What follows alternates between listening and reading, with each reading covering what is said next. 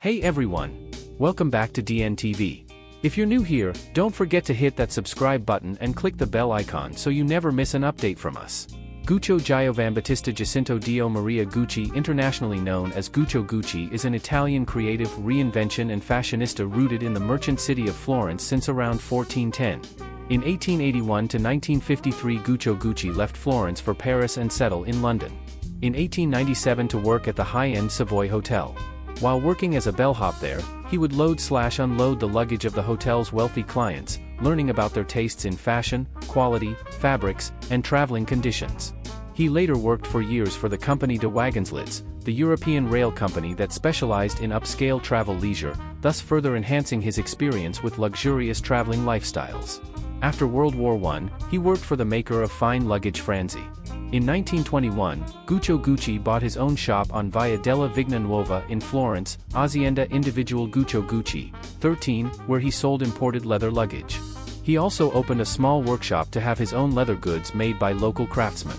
In 1935, leather became scarce, pushing Gucci to introduce other fabrics in the composition of the products, such as raffia, wicker, wood, linen and jute. Guccio's wife and children all worked in the shop. Aldo, the son of Guccio, became increasingly involved in the family company since he started working there in 1925. He convinced his father to grow by opening a new shop in Rome, 21 Via Condotti, in 1938, and launched more Gucci accessories, gloves, belts, wallets, keychains. During World War II, the artisans of Gucci worked on making boots for the Italian infantry. After the war, Gucci distributed the shares of the company to his three sons, Aldo, Vasco, and Rodolfo. In 1947, Gucci launched the bamboo bag. The iconic moccasins, Gucci loafer, were launched in 1952. Gucci died on January 2, 1953 in Milan. In November 1953, Gucci opened its first U.S. store on 5th Avenue and 58th Street in New York. A second New York shop opened in the St. Regis Hotel in 1960, and a third on 5th Avenue and 54th Street in 1973, leading the locals to call this New York area Gucci City. In 1961, Gucci opened stores in London and Palm Beach, and launched the Jackie bag. In March 1963, Gucci opened its first French store near Place Vendôme in Paris. The double G logo for belt buckles and other accessory decorations was introduced in 1964. The Flora scarf was designed in 1966 by Rodolfo Gucci and Vittorio Acquarnero for Grace Kelly, Princess of Monaco, who became a notable consumer of Gucci products. In October 1968, Gucci opened a store at 347 Rodeo Drive, driving many Hollywood stars to endorse the brand. With the Rodeo Drive opening came the launch of Gucci's first dresses. Gucci's breakthrough in the United States led to its global development in Asia, Tokyo opening in 1972, Hong Kong in 1974, and the Middle East. Gucci was managing 10 shops in the United States. 84,000 Gucci moccasins were sold in the U.S. alone that year.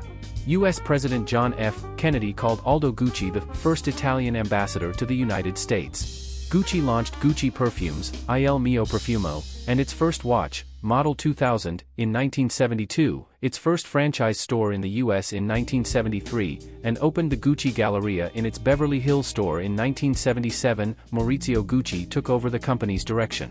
In 1986, Aldo Gucci, 81, with only 16.7% of Gucci left in his possession, was sentenced to a year in prison for tax evasion. Despite the family disputes, between 1981 and 1987, the sales of trademarked Gucci products reached $400 million, and $227 million in 1990 alone. The 1980s were characterized by a mass production of Gucci products, which generated revenue but negatively affected Gucci's position as an exclusive luxury brand.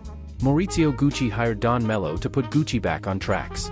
Investcorp bought the remaining 50% of Gucci S.p.A. from Maurizio Gucci in 1993, ending the family involvement in the group in March 1995. Maurizio Gucci was shot dead in the lobby of Gucci's Milan office. His ex-wife Patricia Reggiani served 16 years in jail for hiring the hitman to murder him. Don Mello was hired in November 1989 as Gucci's executive vice president and chief designer. She reduced the number of stores from over 1,000 to 180 in a move to rebuild the brand's exclusivity. She also reduced the number of items sold by Gucci from 22,000 to 7,000. She revived the bamboo bag and the Gucci loafer. She moved Gucci's headquarters back from Milan to Florence, where the history of Gucci is deeply rooted. 1974, the Model 2000 Gucci watch broke the record for selling more than 1 million units in 2 years. 1998, the Gucci Genius jeans set the record as the most expensive pair of jeans. The jeans were distressed, ripped, and covered with African-inspired beads and were priced at $3,134 in Milan. In the history of Gucci, up until the end of the Gucci family era, the design, promotion, and production of Gucci products were handled by the members of the Gucci family. In July 2017, Gucci announced the launch of Gucci Decor, which was the first time the brand tested itself in the home decoration segment. In November 2018, Gucci opened the Gucci Worcester bookstore in New York, a 2,000-book shop curated by the founder of Dashwood Books, David Strettle. In April 2019, the company launched Gucci 9, a 500-employee network of 6 call centers worldwide for high-end customer service.